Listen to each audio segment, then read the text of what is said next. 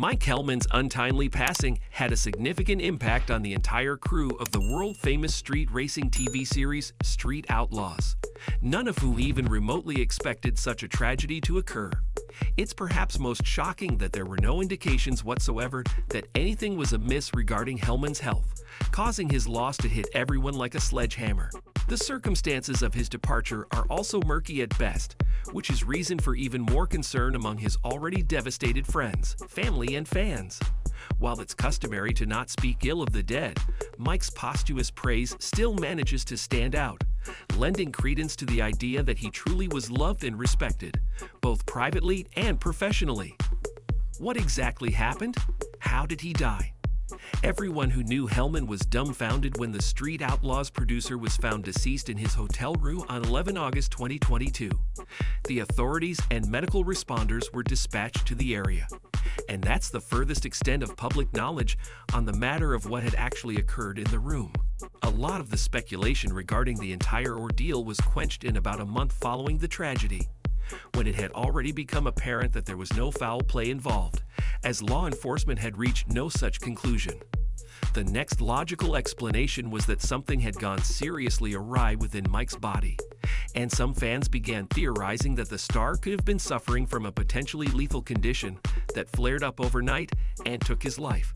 However, no one who knew Mike had ever mentioned anything of the sort, and it seems reasonable to assume that at least one word about something so debilitating would have come out over the years. Those who didn't know Mike very well thought that he might have gone far too deep into the high life and started taking opiates, as is almost customary for a great majority of celebrities. They thus inferred that Helmann could have overdosed on an unspecified substance, and that his family and friends kept the reason hidden so as not to soil his public image. In spite of this assumption having the most logical basis among the rest, there's still no real reason to conclude from Mike's behavior, both on and off screen, that he'd been addicted to anything whatsoever. Thus, in mid-2023, very few believe that the producer's death occurred due to bad habits or an irresponsible lifestyle. The one last thing left to suspect is that something totally out of the ordinary took place, such as a potential gas leak in the hotel or the spreading of some other toxic chemical. But nothing like that was mentioned either. As far as the public is aware, a whole year after the fact, Mike mysteriously passed away in his sleep. Helmann's loss was commemorated by one of the world's most accomplished drag racers, Mike Murillo of Street Outlaws, on 14 August 2022. Visibly distraught by the passing of his dear friend, the track superstar took to Facebook and shared a heartfelt post to pay his respects, prompting numerous fans to do just the same. The publication began with a somber tone, emphasizing that any possible reason proposed for why Mike died is speculative at best, which is likely to remain until his family decides to come forward with more information, assuming that they have any. Murillo then spoke of how significant a role Helmann held among the series' filming crew, explaining that the 40-year-old producer was not only an employee, but also a very dear friend to almost everyone who made regular appearances throughout the show. The post describes him as the kind of producer who genuinely cared about the racers, treating them as if they were family, which is further emphasized by the mention of his random text messages about being excited to see the crew again, as well as his playful attempts to get the song Watermelon Sugar stuck in someone's head. Such anecdotes paint a picture of a person who was deeply involved with those he worked with, not just professionally but emotionally. It was clear to everyone right off the bat that the racers had all actually lost someone very dear to them, as the reaction was far from that of a customary rest-in-peace pleasantry commonly offered by former colleagues. Mike is especially known for his blunt honesty, which made his post all the more impactful. Another ultra-popular Street Outlaws racer took time to tell the world just what a loss he'd experienced, as James Goad of the famous Reaper SS race car posted a YouTube video on 15 August 2022 to share his thoughts on the tragedy. The footage is almost 16 minutes long, featuring Goad sitting in his car and speaking to the camera with evident distress and sorrow. He began by emphasizing the close-knit nature of the racing community, expressing that when a racer passes away, regardless of whether they personally knew them or not, it deeply affects everyone around. This is because of the inherent dangers associated with the sport, which is a major reason why what they do is illegal in most U.S. states. Goad mentioned that as he aged and as his child, Brantley grew older. He became more aware of his mortality every time he got into a vehicle on the track. He described it as a dangerous yet passionate endeavor, driven by the love of speed, the thrill of building a car, and witnessing the results of one's efforts. Mike's role as a producer was highlighted over the years, through which they'd worked with numerous others, in which only a few, including Helmann, stood out as exceptional. The late star's passion wasn't just for cars and the community, but also creating truly captivating television. He wanted to entertain and ensure that viewers were engaged, while at the same time not sacrificing the well-being of the race crews. James reminisced about Mike's iconic energy and enthusiasm, whose uplifting behavior had him send random messages of encouragement or share motivational videos to bring a smile to someone's face. He also recalled how Helmann would often check in on them, showing genuine concern and offering help whenever they faced challenges with their cars. The atmosphere at an at-the-time recent event in Tulsa was described as somber due to the tragedy, which led Goad to urge attendees to be understanding if the racers weren't as jovial as usual. He expressed his intention to interact with fans positively, regardless of the negatives, exactly as Mike would have wanted. The racer also touched upon the numerous difficult challenges of producing the show, which aren't really apparent during its consumption.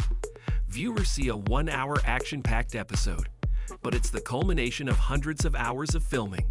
The production team, including Mike, had the arduous task of managing all the racers, ensuring schedules were met, and producing content of the highest quality. James highlighted an instance when he faced issues with his car, at which point the production team did their best to meet his urgent requirements and provide all possible help. Helmann was a big reason for such kind and selfless treatment by the production team, having been understanding and flexible every single day on the set, adjusting schedules to accommodate the racers' challenges.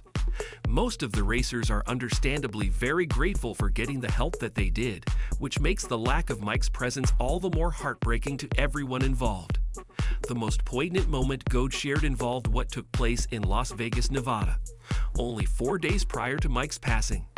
After filming what the James believed to be one of the best episodes of the Street Outlaws, Fastest in America spin-off, he and the nearby crew received news that their beloved colleague, Ryan Fellows, had died on the set in an extremely violent car crash. The tragedy, also known as the Henry Allen Generating Station fatal incident, occurred during the shooting of the 4th installment of the subsidiary show, close to the Henry Allen Power Plant in Clark County. The initial 7 contests proceeded without a hitch, with each racer decelerating dramatically after reaching the endpoint, stopping securely after having hit incredible velocities in their machines. In the subsequent race, Ryan Fellows intended to follow suit after reaching the designated line, but his vehicle unexpectedly started to tumble. Fellows' enhanced golden Nissan S30 framed car Datsun 204Z rolled multiple times on the road, ultimately landing upside down. For a fleeting second, it appeared that he'd suffered just minor injuries, seemingly protected by the secure and durable driver straps and cage inside the cockpit. However, mere moments later, the vehicle erupted into a blaze, which was a consequence of severe damage being sustained by the specific compartments containing combustible substances, converting the Datsun 204Z into a blazing inferno. The flame's intensity prevented intervention even with all the emergency personnel and fire brigades immediately arriving at the scene, which led to horrendous consequences. Ryan consequently suffered extensive burns, and by the time he was retrieved, he had already succumbed to the unsustainable injuries. Given that this was the inaugural fatality and significant event in the show's near-decade-long run, it stirred considerable distress among the crew, prompting an immediate reaction. Subsequent investigations unveiled that the showrunners, Warner Bros., Discovery, and Pilgrim Media Group hadn't secured the necessary filming permits due to the area not being pronounced safe, although they had clearance from the Nevada Department of Transportation to block the road for shooting. These details stirred a massive uproar among the online audience, whose strong reactions thus hindered future production and airing of the show. In the wake of the incident, the Occupational Safety and Health Administration of Nevada, OSHA, promised to spearhead a meticulous inquiry into the incident, commencing with an in-depth analysis of the vehicular mishap. A sizable portion of the show's dedicated fans advocated for police intervention, but the regional law enforcement head clarified that the accident didn't fall under criminal jurisdiction, hence the responsibility shift to OSHA. Although the legal ramifications for the showrunners might not be as harsh as some enthusiasts anticipate, the judicial proceedings will undoubtedly influence the show's trajectory and potentially the professional paths of several key figures associated with the Street Outlaws circuits. Mike Helmann was quick to descend into genuine grief upon hearing the shocking news, as he treated the racers as his family. Even though Ryan Fellows per se didn't work with the producer as much as others had, like Murillo, there was tangible sorrow in the air that the producer's closest circle testified to. This never-before-seen turmoil was then made all the worse when Helmann passed only 4 days later, seemingly out of nowhere. Those close to both Ryan and Mike found it extremely difficult to get their bearings in the perfect storm of public outcry and private lamentation, which led some to believe that the series as a whole might come to an end. Street Outlaws is still going strongly, even after everything that happened, as the show's production crews and participants found the inner strength to jump over all the legal hurdles and get right back into the action after a period of grieving for Ryan and Mike. There are still questions to be answered regarding both the Las Vegas crash and Helmann's abrupt passing. But fans will have to settle for the knowledge that both of the late stars would have wanted the action to continue for many more years to come. Thank you for spending some time with us. Make sure to like and subscribe so you never miss another video. We also handpicked these videos which we recommend you watch next. You can talk to us on all social medias or ask a question in the comments below. Thank you for being with us, and we'll see you back tomorrow.